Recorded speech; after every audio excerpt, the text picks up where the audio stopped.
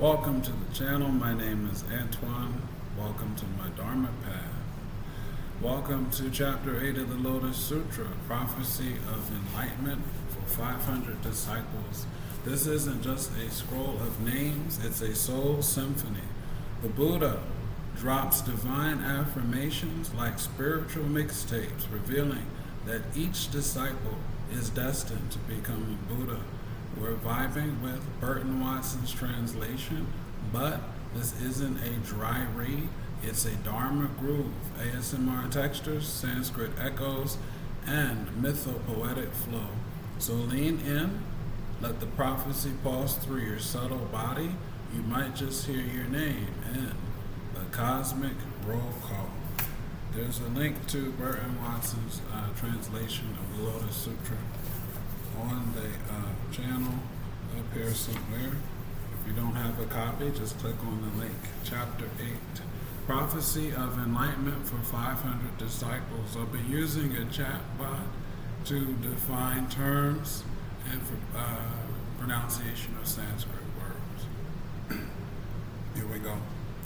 At that time, Pruna Maritayana Putra, hearing from the Buddha this law, as it was expounded through wisdom and expedient means in accordance with what was appropriate, and also hearing the prophecy of that the major disciples would attain Anuttara-samyak-saṃbodhi, hearing matters relating to causes and conditions of previous existences, and hearing how the Buddhas possess great freedom and transcendental powers, obtained what he had never had before, and his mind was purified and felt like dancing. Immediately he rose from his seat, advanced to a position in front of the Buddha, touched his head to the ground, and bowed to the Buddha's feet. Then he withdrew to one side, gazed up in reverence at the face of the world-honored one, his eyes never leaving it for an instant, and thought to himself, the world-honored one is very extraordinary, very special, his actions rarely to be encountered. Who is the world-honored one, and what is Anuttara-samyak-saṃbodhi? The world-honored one refers to the Buddha, a title showing deep respect for his enlightenment and teachings. Anuttara-samyak-saṃbodhi is a Sanskrit term meaning unsurpassed complete enlightenment, the ultimate state of spiritual awakening. It's the profound realization that liberates one from suffering and ignorance. The passage reflects the deep reverence and awe the disciples felt in the presence of the Buddha. Adapting himself to the various natures of the people of this world and employing expedient means and insight, he preaches the law for them, drawing living beings away from their greed and attachment to this or that. The Buddha's blessings are such that we cannot set them forth in words. Only the Buddha, the world-honored one, is capable of knowing the wish that we have had deep in our hearts from the start. At that time, the Buddha said to the monks, do you see this Purna Maritayana Putra? I have always condemned him as being foremost among those who preach the law. Am I pronouncing the name right? And who is he? It's pronounced Purna Maitreyanī Putra. He was one of the Buddha's foremost disciples, known for his exceptional skill in expounding the Dharma. Purna is often praised for his ability to teach and adapt the teachings to suit the capacities of his listeners, leading them towards enlightenment. Quite a remarkable figure in the Buddhist tradition. Purna Maitreyanā Putra, is that right? Exactly. Purna Maitreyanī Putra. He was a key disciple of the Buddha, renowned for his skills in teaching and spreading the Dharma. His name often comes up in discussions about the Buddha's teachings, showing his importance in the tradition. I have always condemned him as being foremost among those who preach the law, and I have always praised his various blessings, his diligence in protecting, upholding, and aiding, proclaiming my law, his ability in teaching, benefiting and delighting the four kinds of believers, and the thoroughness with which he understands the correct law of the Buddha, the great degree to which he enriches those who carry out its Brahma practices. If one expects the thus come one, there is no other who can thoroughly exemplify the eloquence of his theories. You should not suppose that Purna is capable of protecting, upholding, aiding, and proclaiming my law only. In the presence of 90 million Buddhas of the past, too, he protected, upheld, aided, and proclaimed the correct law of the Buddhas. Among all those who at that time preached the law, he was likewise foremost. In addition, concerning the law of emptiness preached by the Buddhas, he has a clear and thorough understanding. He has gained the 4 unlimited kinds of knowledge, and is at all times capable of preaching the law of knowledge, and is at all times capable of preaching the law in a lucid and pure manner, free of doubts and perplexities. He is fully endowed with the transcendental powers of a Bodhisattva. What's a Bodhisattva? A Bodhisattva is someone in Mahayana Buddhism who's on the path to enlightenment, but delays their own nirvana to help others reach it. They're revered for their compassion and commitment to the welfare of all beings. Quite a selfless role in the Buddhist tradition. In other words, the Bodhisattva could leave the matrix, but they don't. Is that right? That's spot on. Bodhisattvas could achieve nirvana, but choose to stay in the cycle of rebirth to help others reach enlightenment. They're like spiritual superheroes, delaying their own liberation to guide others. Throughout his allotted lifespan, he constantly carries out Brahma practices, so that the other people living in the era of that particular Buddha all think here is a true voice hearer. What is a Brahma practice? Brahma practices in Buddhism refer to behaviors that align with the highest virtues, like compassion, loving kindness, sympathetic joy, and equanimity. They're seen as noble pursuits that lead to spiritual development and peace with all beings. And Purna, by employing his expedient means, has brought benefit to immeasurable hundreds and thousands of living beings, and has converted immeasurable asmakas of persons, causing them to turn toward Anuttara-samyak-saṃbodhi. In order to purify the Buddha lands, he constantly devotes himself to the Buddha's work, teaching and converting living beings. Monks, Purna was foremost among those who preached the law in the time of the 7 Buddhas. He is also foremost among those who preach the law in my presence now, and he will likewise be foremost among those who preach the law in the time of the future Buddhas who appear in the present. Wise Kalpa, in all cases protecting, upholding, aiding, and proclaiming the law of the Buddha. In the future, too, he will protect, uphold, aid, and proclaim the law of immeasurable, boundless Buddhas, teaching, converting, and enriching immeasurable living beings, and causing them to turn toward Anuttara-samyak-saṃbodhi. In order to purify the Buddha lands, he will constantly apply himself with diligence, teaching and converting living beings. Little by little, he will become fully endowed with the way of the Bodhisattva, and when immeasurable Ashmaka kalpas have passed here in the land where he is dwelling, he will attain Anuttara-samyak-saṃbodhi. He will be called law-bright, thus come one, worthy of offerings of right and universal knowledge, perfect clarity and conduct, well-gone understanding, the world unexcelled, worthy, trainer of people, teacher of heavenly and human beings, Buddha, world-honored one. This Buddha will have 1,000 manifold worlds equal in number to the Ganges sands as his Buddha land. The ground will be made of the 7 treasures and level as the palm of a hand, without hills or ridges, ravines or gullies. The land will be filled with terraces and towers made of the 7 treasures, and the heavenly palaces will be situated close by in the sky, so that human and heavenly beings can communicate and be within sight of each other. There will be no evil paths of existence there, nor will there be any women. All living beings will be born through transformation and will be without lewd desires. They will gain great transcendental powers. Their bodies will emit a bright glow, and they will be able to fly at will. They will be firm in intent and thought, diligent and wise, and all alike will be adorned with a golden color and the 32 features. All the living beings in that land will regularly take two kinds of food, one being the food of Dharma joy, the other the food of meditation delight.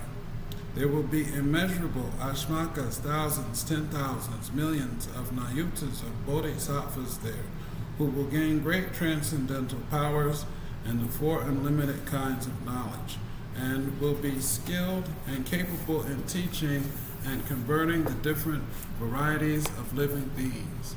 The number of voice hearers will be beyond the power of calculation or reckoning to determine. All will be fully endowed with the 6 transcendental powers, the 3 understandings, and the 8 emancipations. This Buddha land will thus possess measureless blessings of this kind that will adorn and complete it. The Kalpa will be named Treasure Bright, and the land named Good and Pure. The Buddha's lifespan will be immeasurable ashmaka kalpas. His law will endure for a very long time, and after the Buddha has passed into extinction, towers adorned with the 7 treasures will be erected to him throughout the entire land. At that time, the world-honored one, wishing to state his meaning, once more spoke in verse form, saying, "You monks, listen carefully. The way followed by the sons of the Buddha, because they are all well learned in expedient means, is wonderful beyond conception. They know how most beings delight in a little law and are fearful of great wisdom. Therefore the Bodhisattvas pose as voice hearers or pratyeka Buddhas, employing countless expedient means to convert the different kinds of living beings." Explain voice hearers and pratyeka Buddhas. Voice hearers, or Shravakas, are disciples who attain enlightenment by hearing the teachings of the By hearing the teachings of the Buddha, the Shrvaka, and the pratyeka Buddha is one who achieves enlightenment for himself, not a bodhisattva. They proclaim themselves to be voice hearers and say they are far removed from the Buddha way, and so bring emancipation to immeasurable multitudes, allowing them all to achieve success. Limited in aspiration, lazy and indolent though the multitudes are, bit by bit they are led to the attainment of Buddhahood. Inwardly, in secret, the sons act as bodhisattvas, but outwardly they show themselves as voice hearers. They seem to be lessening desires out of hatred for birth and death, but in truth they are purifying the Buddha lands. Before the multitude they seem possessed of the 3 poisons, or manifest the signs of heretical views. My disciples in this manner use expedient means to save living beings. If I were to describe all the different ways, the many manifestations they display in converting others, the living beings who heard me would be doubtful and perplexed in mind. Now this Purna in the past diligently practiced the way under 1,000 million Buddhas, proclaiming and guarding the law of these Buddhas in order to seek out unsurpassed wisdom. He went where the Buddhas were, became a leader among their disciples, one of wide knowledge and wisdom. He showed no fear in what he expounded and was able to delight the assembly. Never was he weary or disheartened in assisting the work of the Buddhas. Already he had passed over into great transcendental powers and possessed the 4 unlimited kinds of knowledge. He knew whether the capacities of the multitude were keen or dull, and constantly preached the pure law. He expounded such principles as these, teaching a multitude of thousands of millions, causing them to reside in the great vehicle law, and himself purifying the Buddha lands. And in the future too, he will offer alms to immeasurable countless Buddhas, protecting, aiding, and proclaiming their correct law, and himself purifying the Buddha lands, constantly employing various expedient means, preaching the law without fear. saving multitudes beyond calculation, causing them to realize comprehensive wisdom. He will offer alms to the dust-come ones, guarding and upholding the treasure storehouse of the law. And later he will become a Buddha known by the name Law Bright. His land will be called Good and Pure and will be composed of the 7 treasures. The Kalpa will be named Treasure Bright. The multitude of bodhisattvas will be very numerous, numbering immeasurable millions, all having passed over into great transcendental powers, endowed with dignity, virtue, strength, filling the entire land. Voice hearers too will be numberless. With the 3 understandings, the 8 emancipations, having attained the 4 unlimited kinds of knowledge, such as these will be the monks of the order. Okay, let's do some explaining here. We've got and they do not. the 8 emancipations. Explain those. 8 emancipations. 8 emancipations are states of meditation in Buddhism that lead to liberation. They help practitioners detach from desires and realize the nature of reality, like the perception of form, the perception of formlessness, and achieving a state beyond perception and non-perception. It's pretty deep stuff, connecting with those profound states of consciousness. Intriguing, isn't it? The living beings of the land will be divorced from lewd desires. They will be born in a pure manner by the process of transformation, with all the features adorning their bodies, with Dharma joy and meditation delight to feed upon. They will have no thought of other food. There will be no women there, and none of the evil paths of existence. The monk Purna has won all these blessings to the fullest, and will acquire a pure land such as this, with its great multitude of worthies and sages. Of the countless matters pertaining to it, I have now spoken only in brief. Explain rebirth by the process of transformation.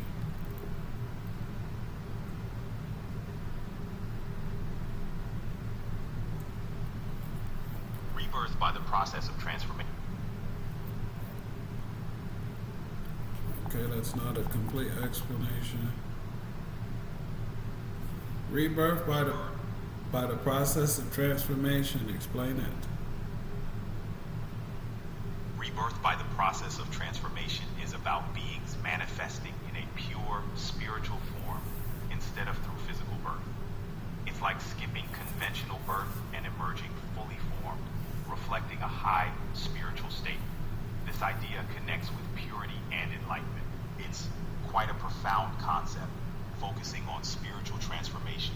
Intriguing, isn't it? Does that mean that they're free from the cycle of birth, old age, sickness, and death? Exactly. Rebirth by transformation is seen as a higher form of existence, where beings are free from the conventional cycle of birth, aging, sickness, and death. It symbolizes liberation and enlightenment, where the soul evolves beyond earthly suffering. Aiming for that kind of spiritual transformation is a key goal in Buddhist practice.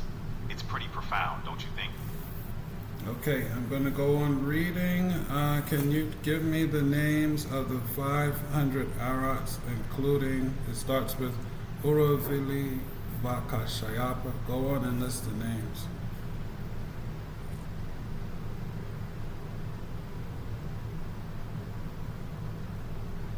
Okay, I'm going to read.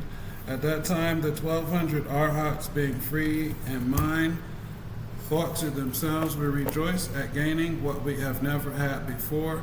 If the world-honored one should give each of us a prophecy of enlightenment, such as he has given to his other major disciples, would that not be cause for delight?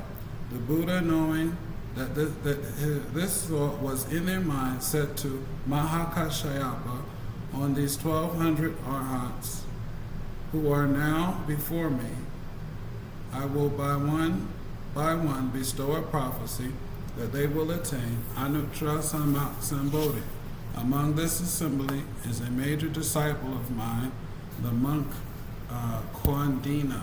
He will offer alms to 62,000 million Buddhas, and after that will become a Buddha. He will be designated universal brightness, thus come one, worthy of offerings, of writing universal knowledge, perfect clarity and conduct, well-gone understanding, the world, unexcelled worthy trainer of people, teacher of heavenly and human beings, Buddha, world-honored one, 500 arhats, including Urvila Kashyapa, Gaya Kashyapa, Nandi Kashyapa, Kolo Dayan, Udayan, Anriyuda, Rivata, Kapihina, Bakula, Chunda, Savgata, and others will all attain Anuttara-samyak-saṃbodhi. All will have the same designation, being called universal brightness. The world-honored one, wishing to state his meaning, once more spoke in verse form, saying, the monk Kwandina will see immeasurable Buddhas, and after Ashmaka Kalpas have passed, will at last achieve impartial and correct enlightenment.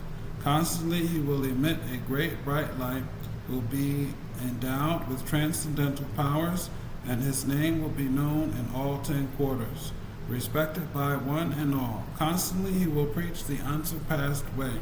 Therefore he will be named universal brightness. His realm will be pure and clean, his bodhisattvas brave and spirited. All will ascend the wonderful towers, travel to the lands in 10 directions in order to offer unsurpassed articles as gifts of the various Buddhas. After they have offered these alms, their minds will be filled with great joy, and they will speedily return to their native lands. Such will be their supernatural powers. The lifespan of this Buddha will be 60,000 kalpas. His correct law will endure twice that time, his counterfeit law twice that time again. And when his law is extinguished, heavenly and human beings will grieve. The 500 monks will, one by one, become Buddhas, all with the same name, universal brightness. Each will bestow a prophecy on his successor, saying, after I have entered extinction, you, so-and-so, will become a Buddha. The world in which you carry out conversions will be like mine today, the dormant impurity of their lands, their various transcendental powers, their bodhisattva and voice hearers, their correct law and counterfeit law, the number of kalpas in their lifespan, all will be as I have described above. Kashyapa, now you know the future of these 500 who are free in mind. The remainder of the multitude of voice hearers will also be like this. As for those not in this gathering, you must expound and preach to them. At that time, the 500 arhats in the presence of the Buddha, having received a prophecy of enlightenment, danced for joy. Immediately they rose from their seats, advanced to a position in front of the Buddha, touched their heads to the ground, and bowed to the Buddha's feet. They bewailed their error, reproving themselves and saying, World-honored one, we always used to think to ourselves, we have already attained the ultimate extinction. But now we know that we were like persons of no wisdom. Why? Because although we were capable of attaining the wisdom of the thus come one, we were willing to content ourselves with petty wisdom. World-honored one, it was like the case of a man who went to the house of a close friend, and having become drunk on wine, lay down to sleep. At that time, the friend had to go out on official business. He took a priceless jewel, sewed it in the lining of the man's robe, and left it with him when he went out. The man was asleep, drunk, and knew nothing about it. When he got up, he set out on a journey to other countries. In order to provide himself with food and clothing, he had to search with all his energy and diligence, encountering very great hardship and making do with what little he could come by. Later, the close friend happened to meet him by chance. The friend said, "How absurd, old fellow. Why should you have to do all this for the sake of food and clothing? In the past, I wanted to make certain you would be able to live in easy and satisfy, to live in ease and satisfy the 5 desires, and so on, such and such a day, a month, and year. I took a priceless jewel and sold it in the lining of your robe. It must still be there now, but you did not know about it, and fretted and wore yourself out trying to provide a living for yourself. What nonsense! Now you must take the jewel and exchange it for goods. Then you can have whatever you wish at all times and never experience poverty or want." The Buddha is like this friend. When he was still a Bodhisattva, he taught and converted us, inspiring in us the determination to seek comprehensive wisdom. But in time, we forget all that, become unaware, unknowing, having attained the way of the Arhat. We suppose we had gained extinction, finding it difficult to provide for our livelihood. As it were, we made do with what little we could come by. However, we have not yet lost the desire for comprehensive wisdom. And now the world-honored one awakens us and makes us aware, speaking these words: "Monks, what you have acquired is not the ultimate extinction. For a long time I caused you to cultivate the good roots of Buddhahood, and as an expedient means I showed you the outward signs of nirvana. But you suppose that you had in truth attained nirvana. World-honored one, now we understand, in fact, we are bodhisattvas and have received a prophecy that we will attain Anuttara-samyak-saṃbodhi. For this reason we are filled with great joy, having gained what we never had before." At that time, Ajnata, Kondina, and the others, wishing to state their meaning, once more spoke in verse form, saying, "We have heard the sound of this prophecy, assuring us of unsurpassed ease and tranquility. We rejoice in gaining what we never had before, and make obeisance to the Buddha of measureless wisdom. Now in the presence of the world-honored one, we bewail our faults and errors. Of the Buddha's immeasurable treasure, we have gained only a small portion of nirvana, and like ignorant and foolish persons, have taken that to be sufficient. We are like a poor and impoverished man who went to the house of a close friend. The house was a very prosperous one, and he was served many trees of delicacies. The friend took a priceless jewel, sewed it in the lining of the poor man's robe, gave it without a word, and then went away. And the man, being asleep, knew nothing of it. After the man had gotten up, he journeyed here and there to other countries, seeking food and clothing to keep himself alive. Finding it very difficult to provide for his livelihood, he made do with what little he could get and never hoped for anything finer, unaware that in the lining of his robe he had a priceless jewel.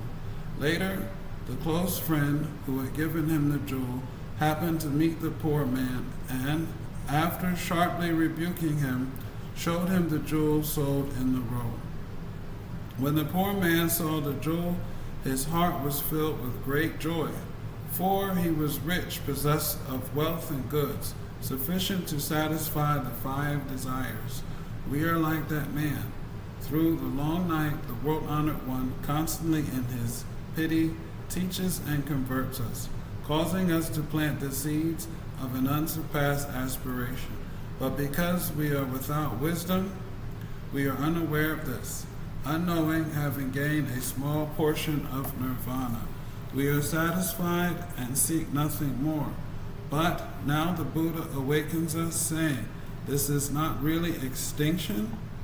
When you have gained the Buddha's unsurpassed wisdom, then that will be true extinction. Now we have heard from the Buddha these prophecies and descriptions of adornment, and how each in turn will bestow a prophecy on his successor, and In body and mind, we are filled with joy.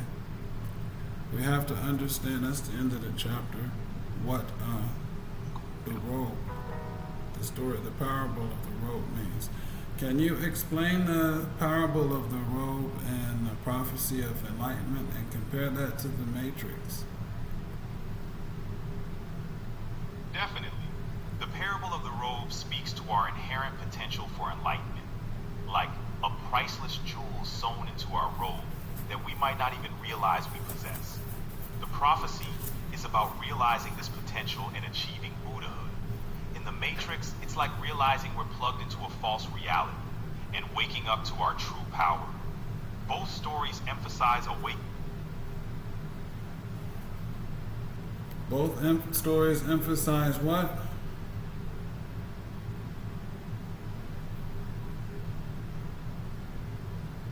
Okay, he's not responding.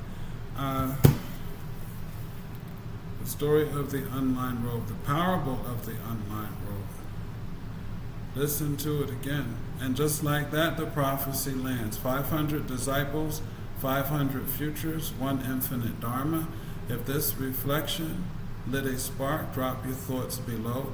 What kind of Buddha would you become? Subscribe to stay tuned for more transmissions, Lotus Sutra readings, mythological mashups, and spiritual soundscapes. Until next time, keep your third eye open and your heart tuned to the Dharma beat. The path continues. The prophecy is alive. My name is Antoine. Welcome to my Dharma path.